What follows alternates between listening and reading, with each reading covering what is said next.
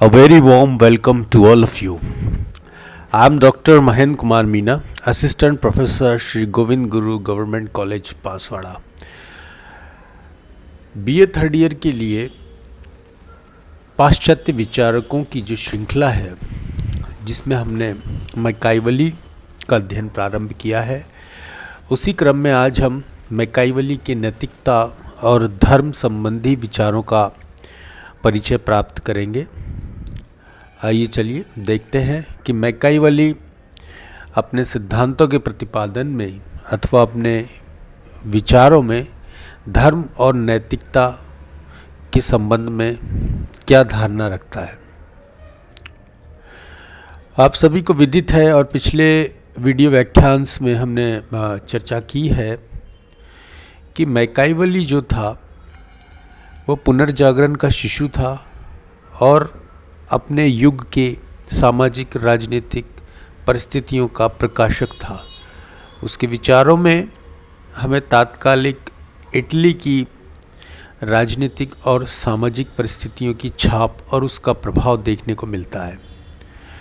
मैकाइवली का युग एक ऐसा युग था जब मध्यकाल की धार्मिक नियंत्रण की जो बेड़ियां थी उसको नवजागरण और विज्ञानवाद तोड़ने पे आमादा था। विज्ञान की उत्तरोत्तर प्रगति की वजह से धर्म के बंधन अब राजनीति पर ढीले होने लगे थे। जहां मध्य युग में पोप की सत्ता राजतंत्र पर काफ़ी प्रभाव रखती थी, या दूसरे शब्द में कहा जाए तो संप्रभुता की स्थिति को प्राप्त थी, वहीं मध्य युग के अंतिम समय में राजतंत्र अब शक्तिशाली होने लगे थे और एक केंद्रीकृत राज्य सत्ता किसी भी राज्य की सुख शांति के लिए और नागरिकों के विकास के लिए आवश्यक मानी जाने लगी थी। तो ये एक ऐसा युग था, या जिसको हम ये कह सकते हैं कि एक संक्रमणकालीन युग था, जब मध्य युग का धार्मिक संप्रभुता का स्थान राष्ट्रीयता के आधार पर जनित राज्य ले रहे थे। एक शक्तिशाली राजतंत्रों का उदय का ये काल था और मैकाइवली के विचारों में भी हमें उस समय के राजनीतिक संक्रमण की एक झलक देखने को मिलती है। इसी कारण उसे अपने युग का शिशु भी कहा जाता है। तो जब बात होती है मैकाइवली के धर्म और नीति के संबंध में, उसके क्या विचार थे और राजनीति का इनके साथ किस तरह के संबंध को वो अपने विचारों में प्रतिपादित करता है, तो ये वीडियो व्याख्यान इसी को समझने के दृष्टिकोण से निर्मित किया गया है।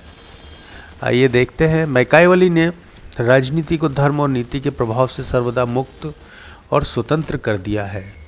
मैकाइवली के अनुसार भावी जीवन में आनंद प्राप्त करना के लिए व्यक्ति कार्य करता है और इस जीवन में सुख की प्राप्ति ही उसका लक्ष्य होता है। तो इस तरह से मैकाइवली का विचार यहाँ पर हमें यह देखने को मिलता है कि व्यक्ति के कोई पारलौकिक उद्देश्य नहीं होते, बल्कि इसी लोक में इसी जीवन में सुख प्राप्त करना उसका एक प्रमुख लक्ष्य होता है और किसी भी तरह के पारलौकिक उद्देश्य उसके जीवन का उद्देश्य नहीं हो सकता। यहाँ पर ये मैकाइवली कहना चाहते हैं।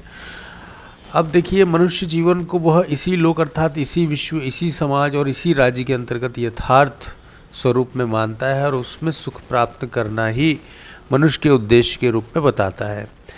अब मैकाइवली जब ये कहता है कि व्यक्ति का जब कोई पारलौकिक उद्देश्य नहीं है बल्कि लौकिक उद्देश्य है, लौकिक उद्देश्य के तहत इसी जीवन में सुख प्राप्त करना, सुख के लिए धनार्जन करना, यही उसके प्रमुख लक्ष्य हैं। तो ऐसी स्थिति में, क्योंकि मानव स्वभाव के बारे में जो हमने पिछले व्याख्यान में बात की थी, तो ये चीज़ स्पष्ट रूप से उभर कर आई थी कि मैकाइवली मानव को घोर स्वार्थी मानता है। अब ऐसे स्वार्थी मनुष्य से भरे हुए राज्य को निश्चित रूप से संगठित रखना और सुरक्षित रखने के लिए राजा को भी राज्य की सुरक्षा की चिंता करनी चाहिए। तो यहाँ पर मैकाइवली का ये कहना है कि राजा को या दूसरे शब्द में कहें, राज्य को अपने उद्देश्य की चिंता अधिक यथार्थ रूप से करनी चाहिए, ना कि उसको साधनों के ऊपर इतना गौर करना चाहिए। यानी कि साधन चाहे नैतिक हो चाहे अनैतिक हो, उसका प्रयोग किया जाता है यदि उसका साध्य या उसका उद्देश्य राज्य की सुरक्षा है। तो यहाँ पर इसी बात को रेखांकित करते हुए मैकाइवली कहता है कि राजा को राज्य की सुरक्षा की चिंता करनी चाहिए। साधन तो सदैव आदरणीय ही समझे जाएंगे और उनकी सामान्य रूप से प्रशंसा ही की जाएगी। तो यहाँ पर इसका अगर अर्थ निकालने की कोशिश की जाए तो इसका उद्देश्य या इसका व्याख्या इस तरह से की जाती है कि राजा को चाहिए कि वो राज्य की सुरक्षा को सर्वोपरि स्थान दे और उसके लिए चाहे नैतिक हो चाहे अनैतिक हो, चाहे धार्मिक हो चाहे अधार्मिक हो, किसी भी तरह के साधन का प्रयोग किया जा सकता है यदि उसका उद्देश्य राज्य की सुरक्षा से संबंधित है। तो यहाँ पर हम ये देखते हैं कि राजनीति को, राज्य की सुरक्षा को और राज्य के जीवन को यहाँ पर मैकाइवली धर्म और नैतिकता से ऊपर रखता है और वो इस बात पर जोर देता है कि राज्य की सुरक्षा पहली है, चाहे उसके लिए अधार्मिक या अनैतिक कार्य ही क्यों ना करना पड़े। तो यहाँ पर मैकाइवली के विचारों में हम राजनीति का धर्म और नैतिकता से संबंध विच्छेद देखते हैं। तो कहीं ना कहीं वो ये मानता है कि धर्म और नैतिकता ये राज्य की सुरक्षा के आगे इतने अधिक महत्वपूर्ण नहीं है। इन्हें राज्य की सुरक्षा के लिए चाहे जैसे जिस रूप में प्रयोग में लाया जा सकता है। तो इस तरह से हम देखते हैं कि मैकाइवली साध्य को अधिक महत्व देता है और उसके द्वारा राजनीतिक नैतिकता और धर्म से जो संबंध विच्छेद किया गया है उसके 4 कारण हमको प्रमुख रूप से यहाँ पर देखने को मिलते हैं। तो आइए देखते हैं उन कारणों को किस रूप में मैकाइवली के विचारों के साथ सामंजस्य में समझा जा सकता है। तो पहला एक कारण वह ये बताया जा सकता है कि वह राज्य को व्यक्तिगत हितों से अधिक महत्वपूर्ण मानता है। तो ये पहले ही उभर कर हमारे सामने ये कारण आ चुका है कि मैकाइवली राज्य को प्राथमिक रूप से साध्य की श्रेणी में रखता है, उसकी सुरक्षा और राज्य का संगठन और राज्य का जीवन ये उसके प्रमुख लक्ष्य हैं। तो कहीं ना कहीं इन लक्ष्यों की प्राप्ति के लिए व्यक्तिगत हितों की बलि देने से वह पीछे नहीं हटता। तो उसका हमेशा से ये कहना है कि राजा को चाहिए कि राज्य की चिंता करे, व्यक्तिगत हितों को बाद में देख लिया जाएगा या व्यक्तिगत हितों से ऊपर राज्य के हितों को रखा जाना चाहिए। और इसी आधार पर वो कहता है कि यदि राज्य की सुरक्षा संकट में हो तो इस बात पर कोई विचार नहीं करना चाहिए कि क्या न्यायपूर्ण है और क्या अन्यायपूर्ण है, क्या दयालुतापूर्ण है और क्या निर्गुण है। तो इस तरह से हम ये समझ सकते हैं कि व्यक्तिगत हितों का राज्य के सुरक्षा के आगे कोई भी महत्व नहीं है। तो यहाँ पर हम देखते हैं कि शक्तिशाली और निरंकुश राज सत्ता के समर्थक के रूप में मैकाइवली हमारे सामने उभर कर आते हैं। दूसरे कारण के ऊपर चर्चा करते हैं, वो आता है कि यथार्थवादी उनका एक दृष्टिकोण था, यानी कि वो हर परिस्थिति को यथार्थ रूप में समझने की कोशिश करते हैं। आदर्श से उनका उतना सरोकार नहीं है। इतिहास के पर्यवेक्षण और इतिहास के अध्ययन के आधार पर और अपने व्यक्तिगत पर्यवेक्षण के आधार पर उन्होंने अपने निष्कर्ष अपने विचारों में प्रकाशित किए हैं। तो कहीं ना कहीं उनका यथार्थवादी दृष्टिकोण है और इसी कारण उन्होंने स्वयं ये देखा था कि जब शासन और प्रशासन का संचालन होता है तो उसमें धर्म और नैतिकता को उतना महत्व नहीं दिया जाता जितना कि राज्य के साध्य को दिया जाता है। तो सभी तरह के साधन शासन और प्रशासन के संचालन में प्रयोग में लाए जाते हैं और मैकाइवली के अनुसार लाए भी जाने चाहिए, यानी कि राज्य सबसे ऊपर है, धर्म और नैतिकता उसके सामने अधिक महत्व नहीं रखती, वो उसके लिए सेकेंडरी हैं। तो यहाँ पर ये चीज़ हमें मैकाइवली के विचारों में देखने को मिलती है। तीसरे कारण के ऊपर चर्चा करते हैं कि तीसरा कारण है उसकी मानवीय प्रकृति के संबंध में विशिष्ट धारणा। मानव स्वभाव के संबंध में मैकाइवली के क्या विचार थे, इससे पहले के वीडियो व्याख्यान में हमने काफ़ी विस्तार से उस पर बात की है। तो आप उस वीडियो को देखकर मैकाइवली के मानव संबंधी विचारों के संबंध में वहाँ से परिचय प्राप्त कर सकते हैं। तो मानव प्रकृति के संबंध में जो उसकी विशिष्ट धारणा है और वो ये है कि वो मनुष्य को घोर स्वार्थी मानता है और उसका विचार है कि मनुष्य पर प्रेम के स्थान पर भय से शासन किया जा सकता है। अतः वह नरेश को या आतंक से भरा हुआ या दंड के आधार पर या शक्ति के आधार पर कार्य करने का परामर्श भी देता है।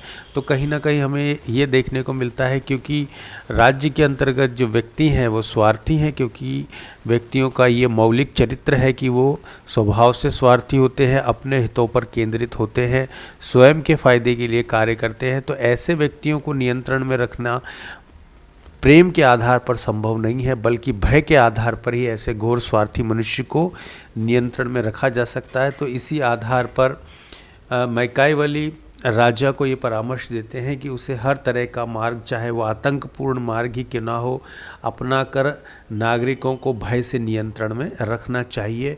तो यहाँ पर हम देखते हैं कि यदि कोई राजा धर्म और नैतिकता की बात करेगा तो निश्चित रूप से वो ऐसे स्वार्थी मनुष्य को नियंत्रित नहीं कर पाएगा। तो ऐसे राज्य की सुरक्षित रखने के लिए कहीं ना कहीं उसे आतंकपूर्ण मार्ग अपनाना ही पड़ेगा। और इसी बात का चित्रण यहाँ पर मैकाइवली अपने विचारों में करते हैं। चौथे कारण की अगर चर्चा करें तो उसका यहाँ पर एक व्यक्तिगत प्रेफरेंस की बात होती है, व्यक्तिगत पसंद की बात होती है। उसके सारे विचारों का जो निचोड़ निकल कर आता है उससे स्वाभाविक रूप से इस बात को बल मिलता है कि उसके द्वारा शक्ति को और वीर पुरुषों को अत्यधिक महत्व दिया गया था। मैकाइवली ऐसे व्यक्तियों को वंदनीय समझता है जो शक्तिशाली है, और वो आगे चलकर ये भी कहता है कि शक्ति प्राप्त करने के लिए प्रत्येक उपाय का प्रयोग राजा के द्वारा किया जाना चाहिए। तो इस तरह से वो ये चाहता है कि एक शक्तिशाली केंद्रीय राज्य सत्ता की स्थापना हो।